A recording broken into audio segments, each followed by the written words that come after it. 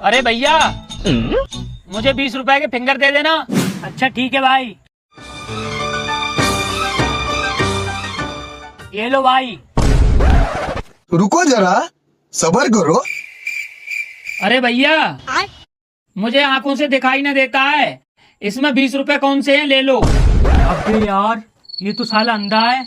ऐसा कर रहा हूँ 500 का ले लेता हूँ। अरे भाई ये है 20 का। अच्छा ठीक है भाई। अच्छा।